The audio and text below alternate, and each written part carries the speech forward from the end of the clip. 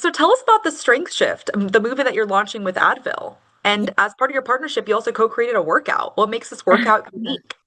Well, Advil came to me and with this idea of the strength shift, and I just really related to me and my life.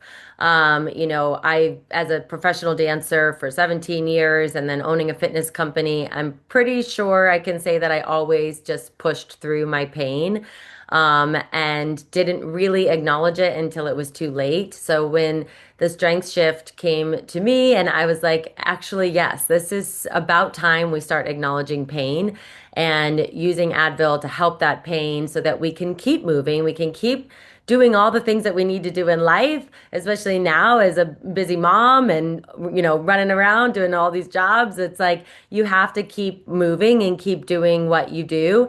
And so use Advil to help and acknowledge that pain. And I just was like, yes, this makes 100% sense. Like, so let's do this. And yeah, the workout that I taught was a kind of a nod to that. Just like it was about moving, and it was about, making sure we get a workout in, but also not pushing too hard, like I can give a workout where I'm like, more 10, like, and I'm like yelling at everybody. Harder, yeah. And yeah, and I, there's times where I love to do that, but this was so nice because it was just about, working and moving and strengthening your body in an energetic way, but also in a safe way and in a way that we weren't pushing through pain.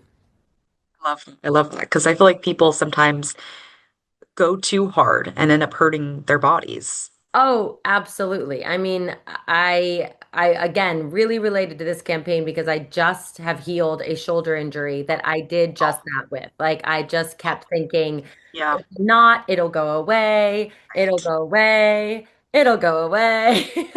And kept working out and kept boxing and kept playing tennis and just kept holding my son and just doing everything until I acknowledged it too late. And so again, it was this campaign just came to me at the perfect time because I was like, I relate to this so much. And it is even a constant reminder for me, to not do this to my body, to not push through pain, but acknowledge it and take care of it so that it doesn't end up getting in my way. What is your current wellness routine, and what is something you think that everyone should incorporate into theirs? Oh, that's a good thing. My current wellness routine is honestly different on a day-to-day basis. Um, it because it just depends. I was just traveling for a month, and like, your wellness routine kind of really wavers, obviously, based on where you are. And then when I'm home, I kind of follow something a little bit more strict. But I would say in general, lately I've just been trying to get a really good amount of sleep because I've really noticed how when I don't sleep, like I can't even think the next day. Like the brain fog is so bad. And I'm just so tired. And when I get a good night's sleep, I'm just in such a better place, full of energy and ready to like tackle on the day. So that's something I'm really trying to be conscious of, going to bed earlier, and then waking up earlier to like really take advantage of the day. I always work out at some point of the day, whether it's 5 minutes or if it's 50 minutes, it's in there. It's just part of my daily routine. It's a habit for me. Mm. I prefer a morning workout, but if I don't get it, I'll figure something out throughout the day. I love my new supplement company, Proper. I've just been really kind of using that as a way to supplement whatever else I'm not getting, either diet or energy or anxiety wise. I infiltrate that into my wellness routine to keep me moving and in my best shape. I love it. I love it. And what is something that you'd recommend? Maybe it is from Proper Health, that you would want other people to incorporate in their wellness routine, whether it is a supplement or just some sort of activity. I think something that everybody can do because and I'm gonna give you like the free version, right? Because I think that, yes, you can buy lots of things and help yourself in those ways. But I think something that we can all do that is completely free and that I do every night is just remind yourself of your gratefuls. Like it really like you go to bed and if you remind yourself like all of the things in your life that are working for you and towards you, it just helps you have a good night's sleep. If you need to do it again when you wake up, you can. I love the Mel Robbins podcast, and she has an episode about like the things you can do in the morning, and one of them is looking in the mirror and just giving yourself a high five. And I started doing that with Elvis. And again, it's just those little things, they're completely free, but they really do change your day. So that would be my little wise tidbit. I love that. I'm gonna start doing that. Yeah, it's um, actually really like it's really nice for some yeah, reason. You're like, yeah, okay, give a little high five. Yeah. do Um, that today.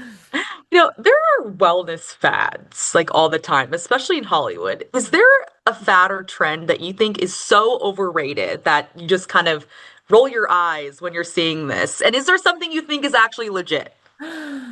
Oh, I'm such a fad person. I love them I all. mean, yes, I'm sort of addicted to all of them right now. I'm Moss. I'm obsessed with I did get into the sea moss Yes. trend. Okay. Obsessed with sauna cold plunge. That's very, very trendy right now, especially in Los Angeles. I'm also really obsessed with peptides. I've been doing peptides and NAD now for like a year and a half, and I really love that trend. So I don't know. I don't think I hate any of them. I I am such mean, a trend. I'm like on the trend train. they become a trend for a reason. So obviously someone's liking them. I Okay. will say one trend I'm not on is the Air One $30 smoothies. I don't follow that trend. They are so full of sugar and I don't think they're actually that great for you. And I think that if Right. you just ate like, a high protein meal instead, you would get a ton of less sugar, probably a third of the cost, and you're not walking around with your smoothie that looks like a rainbow treat. But that's the trend I'm not on board with. You know what? I agree. Actually, on a quick note, my friends usually give me some crap because I don't want the smoothie. I go for the hot bar. Like Yes. that's my choice. I love the Air One hot bar. And they're Yeah. like, you know what, the smoothie? I was like, I could make that for like way cheaper and it won't be so sweet. Yeah. And I won't be hungry in an hour because, yes, I'll just, yeah. Yes, yes. And has motherhood influenced how you approach your wellness? Yes, it has a lot. And I think because for the first time in my life, especially as a single mom, I didn't have the time that I used to have. You know what I mean? If I wanted to take 3 workout classes a day or do a workout class and then, go to the sauna or something, like you have an unlimited amount of time when you don't have a child that is depending on you to be with them all the time. So it did change my way of thinking of, okay, I don't have an hour today. But I have 10 minutes. So I'm gonna jump rope for 10 minutes and that's just gonna have to be good enough. And I had to kind of train my mind to be like, that is good enough. That's today.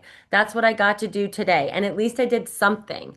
And that was something that I really, really had to like rewire my brain with motherhood. Prioritize it by just making it a part of my day. Yeah. Like it's working out for me is like brushing teeth. Like I do that every single day. I take a shower every single day. Like working out is a part of my day.